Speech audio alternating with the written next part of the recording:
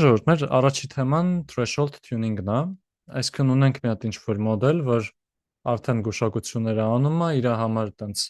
ROCAUS-ին գծել ենք շատ լավն ա եղել, PRAO-ը գծել ենք շատ լավն ա եղել, հիմա ոնց որ պետք է հասանք դե վсё, գնացինք այս մոդելը օգտագործելու, այստեղ գալիս ենք այն պահին, որ այս ROCAUS-ին ու PRAO-ը իրենց հենց դրական կողմը նրա մեջ էր, որ իրանք threshold-ից անկախ էին, չէ, իրանք խառը տարբեր threshold-ների համար աշխատում վերցնում են։ Բայց հիմա մեր մոտ օդի մեջ է մնում հարցը, թե ինչ threshold ընտրենք։ Ասենք այդ 0.5 դնելը այդ default է։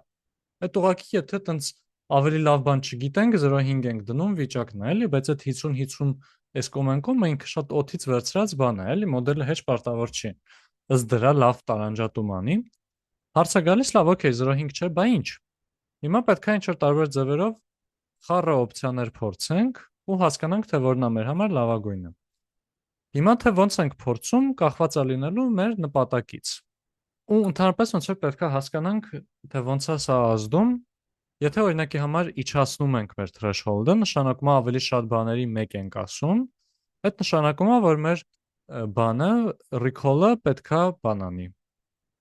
Լավ բարձր լինի, որտեվ լիքը բաներին մեկ ենք ասում, մեկերին կբռնացնենք եղածներից։ Բայց precision-ը պետք է լավ ցածր լինի, որտեվ աչուծախ սաղին, որ մեկ ենք ասում, սխալ է լինի։ Հիմա կարող է որպես կոմպրոմիս ասենք, եկեք լավագույն F1 score-ը փորձենք ընտրել, precision recall-ի միջին հարմոնիկը վերցնենք ու բան անենք։ Գտնենք այն լավագույն threshold-ը, որ F1-ը իր մեծն է լինում։ Այստեղ որ ասում եմ threshold-ը գտնել, այդ լինում է ոնց որ հիմնականում ուղղակի ասում եմ, եկեք 0-ից 1 ինչ որ 20 հատ արժեք նայենք, ասենք 0.05, 0.1, 0.15 եւ այլն։ Ու ցիկլ ենք ուղղակի պատտվում, էլի։ Ինչ որ տես սուպեր վաու բան չկա ստեղ անելու, էլի, պրոստը ֆրացինք տարբեր արժեքներով լավագույնը գտանք։ Անգլերենով sweep անել, էլի, շմ գնացինք արժեքներով նայեցինք։ Հիմա բայց ավելի կոնկրետ, թե ոնց է ընտրել, այսինքն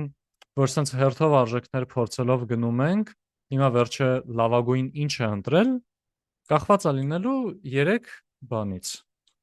Առաջինը այն է, եթե մենք գիտենք, թե մեր վրա ինչքան թանկ է նստում ամեն տեսակ սխալը, այս թեմային նաև բան,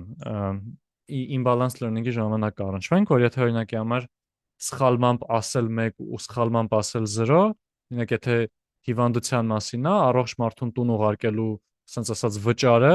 պետքա շատ ավելի շատ լինի, քան հիվանդ մարդուն մի օր ավել պահելունը, իսկ այդքան շատ բան չենք կորցնում։ Ու կարանք ինչ որ սրանց որպես կոմբինացիա օպտիմալացնող threshold ընտրենք, այդ մի մոտեցում կլինի։ Մի մոտեցում կլինի, եթե մեր վրա խիստ սահմանափակում կա։ Ասենք կլիենտը եկել ասում է, իմ recall-ը չի կարա լինի 80%-ից ցածր։ Հիմա վերջ։ Ասել են պետքա դրա մեջ տեղավորվենք։ Բռնում ենք, նայում ենք այն կտորը, որտեղ որ recall-ը այդ 80-ից բարձր է, ու արդեն այդ կտորի վրա որոշում ենք կայացնում։ Կամ եթե ընդհանրապես ոչ մի բան չգիտենք, այդ դրա համար է մոտեցում կա, ինքը տենց ավելի չընդհանրացվող մոտեցում է, բայց դե, ոնց որ ոչ մի բան չգիտենք, ինչ արած։ Չեղածից լավա վիճակով, էլի։ Ու մեր մոտեցումներն են, ու ոնց է ժողովուրդ, մեկ էլ մի հատ նշում, որ ոնց որ էս ցեն ընտրելը, այդ cut-off ընտրելը, ինքը ոնց որ բիզնեսի կողմից եկող բան է, էլի, բիզնեսի, պրոյեկտի, կլիենտի, ոչ թե մոդելավորման հարց է, էլի։ Նես չի ինչ որ վիճակագրության դասագրքում գրած է լինելու, որ օգտագործի սա, օգտագործի նա, սա պետքա կոնկրետ մեր խնդրի համար հասկանանք, թե ոնց ենք անում։ Ու սա հերթով կնայենք այդ ընդհանուր այդ վճարը մինիմիզացնող մոտեցումը, ոչ մի բան չիմանալու դեպքում էս Yodeni J կոչված գաղափարը ու բանը։ Ոնց կարանք նայենք, եթե ինչ որ լիմիտ է դրած մեր վրա, որ այսքանից բարձր ցածր այդ դեպքերում ոնց անենք։ Դե առաջինը այս cost sensitive մոտեցումը այնա, որ մենք սահմանում ենք ինչ որ վճար, օրինակ false negative-ը ինչքան արժի ու false positive-ը ինչքան արժի։ Օրինակի համար false negative-ը այն, որ պանիրը վատներ, բայց չնշեցինք, որ ինքը վատնա գնաց թունավորեց, կարող գրենք օրինակ $100, false positive-ը, որ անիմաստ եղա, ասացինք կարողա վատնա Հավայի ստուգում արեցինք, այդ Հավայի ստուգումը լինի օրինակ $10։ Հիմա ինչ ենք անելու, բռնելու ենք տարբեր threshold-ների դեպքում, հաշվենք այս false negative ու false positive-ը իրանց բազմապատկենք համապատասխան գործակիցներով ու արդեն դա մինիմիզացնենք։ Ստեղ օրինակի համար այն մեր սինթետիկ տվյալների համար գալու ենք նրան, որ 0.08-ը լավագույն cost sensitive threshold-ն է։ Եթե մենք այս 110-ը ունենք, էլի, եթե այս թվերը չունենք, արդեն կարանք փորձենք մոտավոր մի ձև գրենք, բայց շատ անելու բան չկա։ Ոստեղ պետքա ոնց որ ընտրել թե ինչ threshold ենք անում, անել validation set-ի վրա, թե չէ, եթե test set-ի վրա արեցինք, էլի կրկին ստացվել է, որ մի քիչ ավելի դրական արդյունք ենք ստանում, քան իրականություններ, մի փոքր data leakage ենք ունենում, էլի այդ պետք չի անել։ Եթե մեր մոտ այսպես որ նայում ենք 0.8, 0.9 եւ այլն գուշակությունները, դրանց ասում ենք ոնց որ հավանականություն 80% հավանականությամբ բան 1-ա կամ 50% հավանականությամբ 1-ա բանման, այստեղ ասացինք, որ ոնց որ այդ որ ասում ենք հավանականություն, դա դեռ հələ փաստ չի, որ իրոք իրանից ներկայացնում է հավանականություն, այդ արժեքները բերել, դարձնել, այսինքն տված գուշակություններին նենց անել, որ թույլատրելի լինի վերաբերվել որպես հավանականություն, մեր հաջորդ լեկցիայի նյութն է լինելու կալիբրացիան։ Բայց եթե կալիբրովկա արած լինեն, այսինքն մեր հավանականությունները իրոք հավանականություն լինեն, այդտեղ արդեն մեր մոտ ըստ էության խնդիրը գալու է նրան, որ մենք ուզում ենք ինչ որ արժեք 1-ով նշանակենք, մենակ եթե տենց ըստ մացպասման այդ 1-ով նշանակածների ավելցուկը հաղթելու է քանց թե բանին։ Այդ դրանց չստուգել թողել 0, այդ դրա համար պատժվել, այդ դրան մացպասման է, էլի։ Մացպասում ասելս նկատում եմ ոնց որ եթե ընդհանուր առմամբ բռնենք հաշվենք ըստ այդ հավանականության, ըստ այդ բանի, անուն ինչա, ըստ այդ վճարների, կարանք այդ դրանով ոնց որ նաև բանաձև դուրս բերենք, որ պետքա ուղղակի հաշվենք ու եթե ստեղ ժողովուրդ բան ենք անում, էլի։ Այն մեր մոտ սա հավանականություն, որ վատն է, հավանականություն, որ լավն է, կլինի 1 - p, հավանականություն, որ լավն է, անգամ անիմաստեղը ասում ենք, որ ինքը վատն է, պետքա փոքր լինի, հավանականություն, որ վատն է ու իրան բաց ենք թողում, որ մեզ խելքին մոտ լինի այդ 0-ն 1 դարձնել, էլի։ Ու սա եթե հաշվելու լինենք, տենց ստանում ենք ուղղակի այստեղ CFP բաժանած CFP գումարած CFN false positive, false negative։ Ու սրանով կարող ոնց որ զուտ այս երկու թվերը դնենք մեջը, բռնենք պատասխանը ստանանք։ Ստե ստացանք 009, տեսական արդյունքը 008-ն էր։ Այս բայց եթե կալիբրացիան արված ասենց, էլի, եթե այդ արժեքները իրոք իրանցից հավանականություն են ներկայացնում, էլի։ Եթե չէ, արդեն պրոստը ոնց որ ցիկլով պատտվում ենք մի քանի արժեքով գնում գտնում ենք։ Ըստ էության սարեր ձորեր տարբերություն չի որպես այդպեսին, նենց չի ստեղ ցիկլ պատտվելու թանկ գործողություն է մեր վրա լինելու, կարող ենք ընդհանրապես զուգահեռ անենք, եթե ուզենք, բայց ուղղակի որպես հավելյալ բոնուս էլի ավելի շուտ սա։ Այստեղ մի հատ օրինակ կար, որ տենց ձեռքով հաշվելով գնում ենք, բայց ըստ էության ոնց որ շատ նոր բան չկա։ Հաջորդ մոտեցումը այն դեպքերի համար է, երբ որ մենք գաղափար չունենք ընդհանրապես։ Մենք ունենք մեր ROC AUC, չէ, այսինքն true positive rate-ը ու false positive rate-ը, այսինքն recall-ը ու այդ false alarm rate-ը, թե ինչքան է եղել, որ անիմաստեղը ասել ենք վայ 1-ա։ Հիմա մենք ստեղ կուզենք ընդհանրապես ոնց որ ROC AUC անելուց մեր իդեալական երազանքային դեպքը սա է, չէ, որ ինքը լրիվ էս վերևի անկյունագծում է, այսինքն recall-ը միանգամից ահա որ մեծ է, ու ինքը ոնց որ այս անկյունագծից ինչքան նավ է բարձր է։ Դե ժողովուրդ, կարանք ուղղակի բռնենք, նայենք թե այդ որ կետում է, որ threshold-ի համար է, որ այս իր precision-ը ավելի ցածր է, քան false positive rate-ը։ Այստեղ քանի որ սա անկյունագիծ է, իր false positive rate-ը կարանք այս կետով այսպես նշենք, ու ըստ էության մենք հաշվում ենք այս բոլոր կետերի դիստանցիաները բանից, անկյունագծից։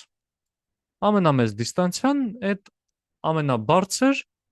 recall-ի տարբերությունն է բանից, false positive rate-ից։ Այսինքն համ շատերին բռնացրել ենք, համ էլ անիմաստեղը մեկեր չենք ասել շատ։ Ու շո,